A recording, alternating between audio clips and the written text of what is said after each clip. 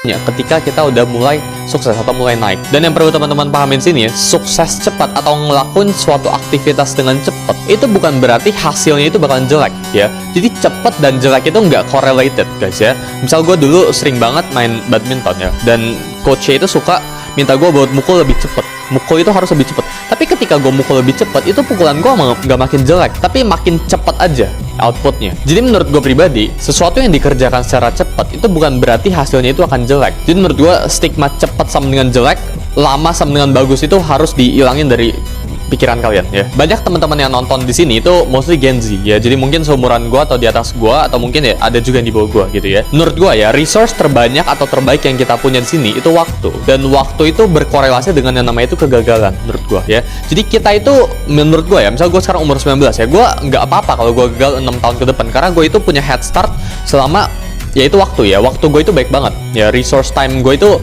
sangat banyak ya. Nggak kayak orang-orang yang udah umur 30, umur 40 ya, mereka itu udah nggak boleh gagal ya. Ketika lu kedepannya udah punya keluarga ya, ini gue udah sering banget buat analoginya ya. Jadi lu itu hidup itu kayak bantal ya. Ketika lu masih bayi ya, itu lu lompat setinggi-tingginya itu bisa. Kenapa? Karena lu itu nggak meresikokan apa-apa ya. Lu itu nggak ada tanggungan apa-apa.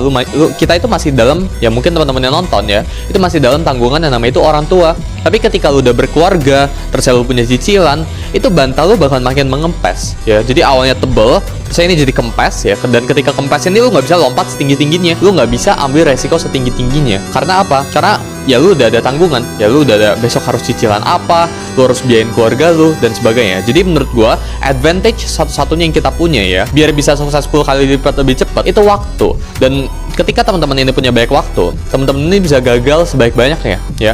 Karena orang yang sukses itu cuma satu kali gagal ya, satu kali attempt lebih baik daripada orang yang gagal. Jadi banyak banget ya orang-orang yang gue lihat di sekeliling gue, yaitu nggak berani mulai aja dulu atau take action karena takut terlihat gagal dari public perception. Padahal di sini ya, kalau kita ngomongin ya, lu hidup di kita ya, bahkan gue ya hidup di bumi ini, mungkin 100 tahun lagi dari sekarang ini udah nggak ada lagi yang inget gue ya, udah nggak ada lagi orang yang bisa inget Sulianto itu siapa gitu ya. Dan orang itu biasanya mourn itu cuma dalam 1-2 minggu pertama ya. Dalam 100 tahun loh ya, orang udah lupa. Jadi menurut gue, whatever yang kita mau kerjain, kita harus kerjain itu sekarang juga. Karena again, teman-teman sini yang nonton gue itu mostly Gen Z ya, sesuai dengan geographic location dan sebagainya. Kayak yang tadi gue bilang ya, yang kita punya itu waktu ya. Jadi lu harus utilize apapun yang lu punya sekarang. Kita semua sekarang itu hidup di era digital ya. Jadi digitalisasi, dan gue ngeliat ada curse ya di dunia ini. Jadi ketika orang-orang zaman dahulu ya, atau generasi-generasi kita sebelumnya, itu susah sekali buat akses informasi ya. Jadi kalau dulu lu pengen akses lihat harga saham aja, itu udah lu harus jalan ke